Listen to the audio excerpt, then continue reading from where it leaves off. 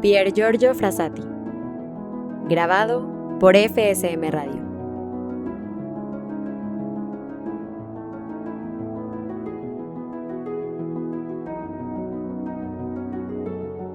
Capítulo 11, parte 1. El poder del ejemplo. Se dijo acerca de Pier Giorgio, que sin quererlo había realizado la palabra del Evangelio. Vean los hombres vuestras buenas obras, y glorifiquen al Padre que está en los cielos. Mateo 5, versículo 16. Sin quererlo, es decir, a la manera de los santos, que vivieron bajo la mirada de Dios sin preocuparse del juicio favorable de los hombres. Fue también su modo, y si acaso una nube perturbó la perfecta serenidad de su alma, fue el verse descubierto, alabado por un bien que hiciera, o por una simple palabra, que a pesar de la carcajada con que él tratara de ocultarla, revelaba su alma y el esplendor de todo un mundo interior. Táctica engañosa la de los hombres de Dios, que se esfuerzan en ocultar la gracia. A pesar de su humildad, la gracia resplandece para alabanza del Espíritu Santo y para gloria del Padre que está en los cielos. Al ser preguntados sus amigos respecto al secreto de la influencia de Pier Giorgio, se muestran muy embarazados. No tengo gran cosa que decir, describe uno de ellos. Pero el solo hecho de no tener casi nada que decir del que estuvo tan íntimamente mezclado en nuestra vida de estudiantes, del amigo muy querido, cuya maravillosa obra de caridad y de apostolado se manifestó repentinamente después de su santa muerte, es sin duda la cosa más grande que se puede decir de él. Otros, queriendo traducir sus impresiones, hablan de la fascinación que ejercía su rostro, de la caridad que brotaba de él y que se proyectaba sobre las almas, o también de la simple mención de su nombre, de su recuerdo siempre vinculado a pensamientos elevados, de alguna palabra brotada de sus labios y que bastaba por sí sola para traer de nuevo la paz, la serenidad, la alegría y los pensamientos puros. A pesar de la timidez, de la inhabilidad o de la impotencia de los amigos de Pier Giorgio, queremos sacar únicamente de los testimonios que ellos nos dejaron el tema de este capítulo. Trataremos luego, tímidamente también nosotros, de extraer las conclusiones de esos testimonios. Pier Giorgio contribuyó poderosamente, escribe uno de ellos, a sacarme de la estrechez moral y de la vida burguesa en que yo vegetaba.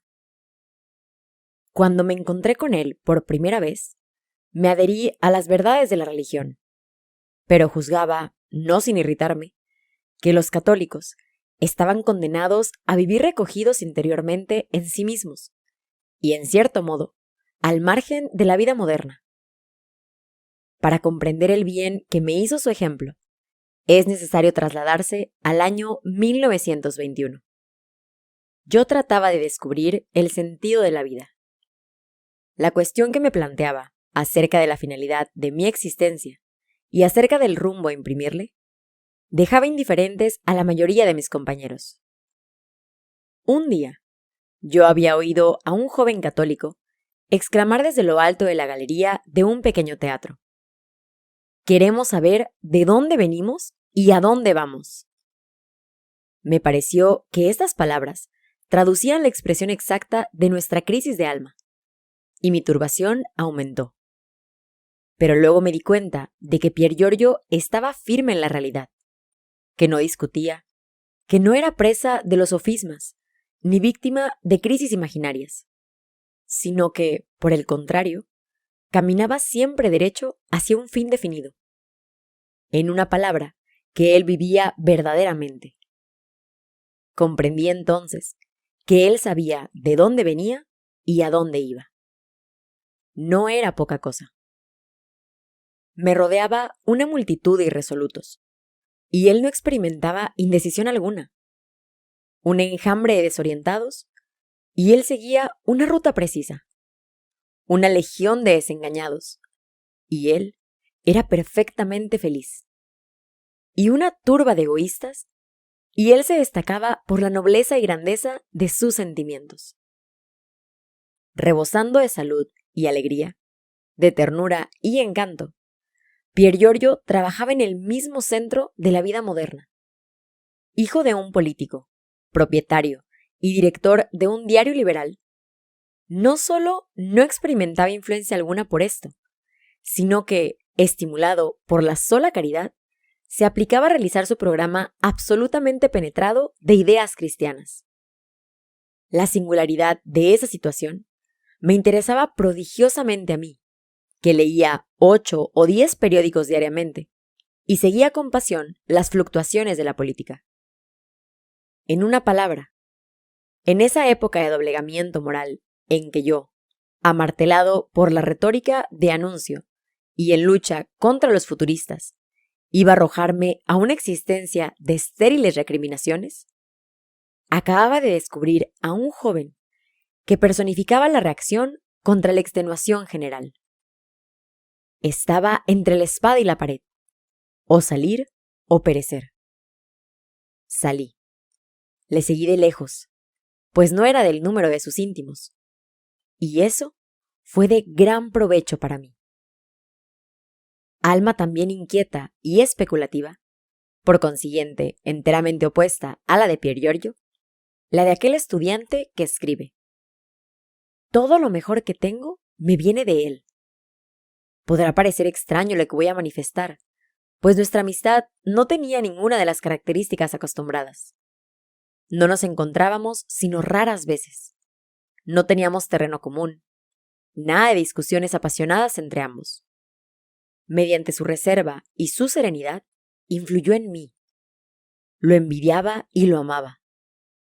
Raramente influía directamente en mí, pero al reflexionar, descubrí el rayo de luz que él me había comunicado con una frase, un gesto o con un solo recuerdo. El siguiente billete de un amigo, hallado en los papeles de Pier Giorgio, contiene esta confidencia. Te doy las gracias por tu fino regalo. Te lo agradezco doblemente, pues lo recibí en el momento en que iba a realizar una mala acción. El recuerdo del amigo lejano me detuvo y me devolvió la serenidad y la alegría. Tuve, durante 2 años, cuenta un amigo íntimo, frecuentes y largas discusiones con un compañero, sin lograr disuadirlo siquiera un poco de un acerbo anticlericalismo. Pier Giorgio, a veces presente, callaba. Una tarde, me encontré con aquel joven quien me dijo: al pasar en tranvía, delante de la iglesia de San Felipe, en la calle atestada de gente, vi a Frassati persinarse de una manera que me hizo reflexionar. Aquella tarde no discutimos. Temí arruinar la obra de Pier Giorgio. Y continúa. Comprendo hoy, y mañana comprenderé, tal vez mejor aún, lo que fue Pier Giorgio para mí.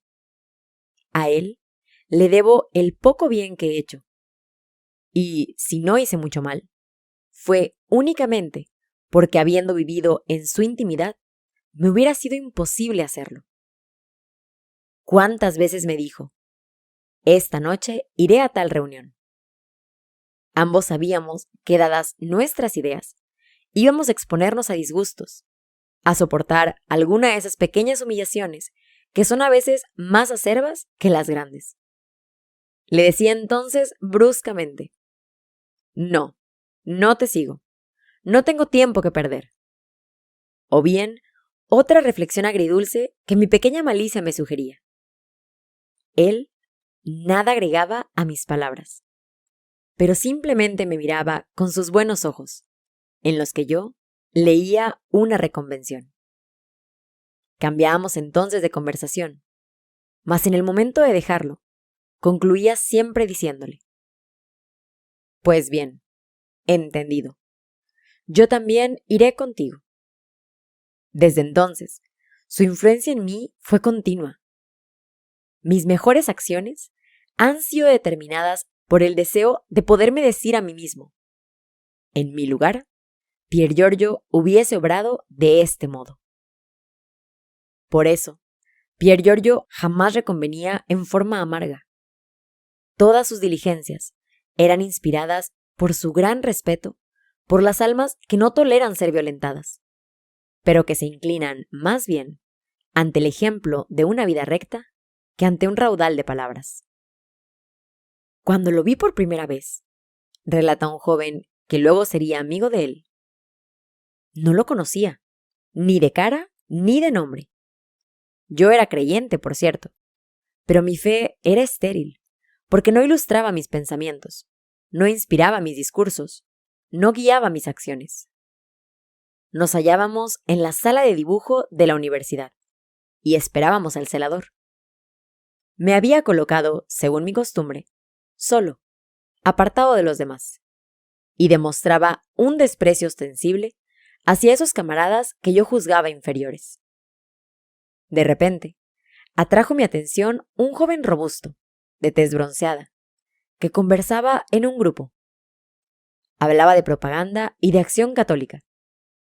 Casi ni recuerdo el efecto que me causaron entonces sus palabras, pero no olvidé el incidente. Siguió siendo para mí como la advertencia de un hermano desconocido. Advertencia que me incitaba a hacer la revisión de mis ideas, de mi pasado, de mi concepción de la vida y del cristianismo, que evidentemente no conocía, ya que no lo vivía. Aquel día, el joven de quien se trata no me dirigió la palabra, y solo más tarde, al hacerme socio del Cesare Balbo, supe cómo se llamaba y quién era. Desde ese día nos hicimos amigos, y yo, que estaba entonces, y estoy aún, inclinado al desaliento y a la tristeza, no recuerdo haber cedido una sola vez a ese sentimiento deprimente, hallándome en su compañía. Un año, al regresar de las vacaciones de Navidad, me sentí durante todo el viaje triste hasta morir. Tan pronto lo divisé en la estación donde viniera a esperarme, mi tristeza se trocó en alegría, alegría tan íntima y tan pura que me deshice en llanto. ¿Cuántas veces, desde entonces, lo esperé aquí, en mi pequeña habitación, en la hora del desaliento, para que me reconfortara con su sola presencia? El año pasado, junio de 1929, cuando juntos preparábamos nuestro examen de electrotécnica, venía casi diariamente a buscarme. Me encontraba a menudo en la cama. Jamás me reconvino mi holgazanería, contentándose con hacerme avisar por un amigo común. Me avergoncé, y desde entonces convenimos en reunirnos en la iglesia. ¡Qué caridad para con el amigo y qué predilección por los humildes nos revela este testimonio de otro estudiante, como el cofrade de San Vicente de Paul y corrector de pruebas en una imprenta! He aquí lo que escribe. Empecé a quererlo, viéndolo tan sincero, tan puro y tan profundamente católico bajo apariencias que indicaban un gran bienestar. Lo que me parecía entonces inaudito. Él mismo comenzó a testimoniarme afecto cuando supo que yo, aunque estudiante, me revestía todas las mañanas de la larga blusa negra de los tipógrafos, correctores de pruebas. Era el obrero a quien amaba en mí. Me juzgaba como un privilegiado, porque yo podía tratar diariamente con personas que él deseaba conocer y con las que se sentía unido por los vínculos de la caridad cristiana. Me preguntaba acerca de ese ambiente, no con la curiosidad del inquisidor, sino con la cálida ansiedad del apóstol. Y, cuando con tristeza le trazaba el cuadro de la miseria moral del obrero de hoy en día, él me decía: ¿ves? Para sanarlos, sería necesario que ellos pudiesen hacer las visitas que hacemos nosotros a los pobres. Si esos hombres, si esos desgraciados fuesen testigos de las grandes miserias físicas con las que tomamos contacto todas las semanas, experimentarían asco de sus propias miserias de las bajezas y vulgaridades a las cuales se abandonan. Emocionado, acostumbrado de tanta cordura, yo le miraba. Mi pensamiento se moldeaba en el suyo. Hasta tal punto comprobaba su profunda y saludable verdad. Un día, a eso de las 2:30 de la tarde, me acompañó a la imprenta en la que yo trabajaba. Entonces, yo, en un arrebato de agradecida y afectuosa admiración, no pude impedirme de decirle: «Pier Giorgio, ¿cuánto te debo?». Me miró estupefacto y soltó una gran carcajada. Luego, se apoderó de algunas pruebas de un diario para niños, que yo debía de corregir. Y sin duda, para cambiar de tema, me preguntó: «¿Qué es esto? ¿Hace esto algún bien?». Habrían de publicarse de este modo muchas hojitas, pero buenas, buenas. No se admire el lector de ver al hijo del director de uno de los mayores cotidianos de Italia interesarse por un modesto diario ilustrado para niños. Él conocía por experiencia la importancia de la prensa para la difusión de las buenas o de las malas ideas, y sufrió siempre de un modo muy sensible al comprobar que la inferioridad de la prensa católica provenía la mayoría de las veces de la falta de los fondos necesarios o de una enojosa dispersión de fuerzas. Por eso, a fin de sostener y asegurar la mayor difusión posible de la prensa católica, Pier Giorgio jamás vacilaba en pagar de su peculio, y lo que es mejor, con su persona. Revistas periódicas y folletos de Juventud Católica le deben a sus primeras entregas de dinero el haber visto la luz. Durante el invierno de 1920, el Círculo Cesare Balbo, a invitación del arzobispo, se ocupó activamente en recoger suscripciones al diario católico de Turín, Il Momento. Provisto de un libro talonario, Pier Giorgio se puso al instante en campaña y anotó un número bastante elevado de abonados. Siendo él hijo del director de la estampa, el hecho no carecía de cierta ironía. Lo chanceaban mucho a este respecto en su casa. «Muy bien, Giorgetto», le decía a su padre, «pero cuando tengas hambre, irás a almorzar al momento». Pier Giorgio se reía entonces, listo, sin embargo, para empezar de nuevo. Al dar cuenta, algo más tarde, del resultado de la campaña, el presidente del círculo no tardó en subrayar, en plena sesión, la activa participación de Pier Giorgio. «Decís que nada hacemos», exclamó. «Pues bien, tengo entre manos el balance de los abonados. ¿Sabéis quién anotó el mayor número, unos 50 aproximadamente? Fue Frassati». Toda la sala aplaudió. Pier Giorgio permaneció silencioso en su rincón. Notemos que Il Momento era entonces el órgano del PPI. Más tarde, Pier Giorgio apoyó eficazmente al Pensiero Popolare y al Corriere, a los que más tarde el advenimiento del fascismo había de reducir al silencio. Con igual ardor, se ocupó en combatir a la mala prensa. Pasando un día debajo de los pórticos de la plaza Carlos Félix, se detuvo ante el escaparate de una librería. Vio algunos libros pornográficos. Indignado, rogó al dueño que los retirara. Este consintió enseguida, pero no bien Pier Giorgio volvió las espaldas, los colocó de nuevo en su sitio. El ademán no se le escapó a Pier Giorgio. Volvió atrás y amenazó esta vez al librero falto de delicadeza con una denuncia ante la autoridad. La lección fue saludable. Las publicaciones inmorales no volvieron a aparecer más.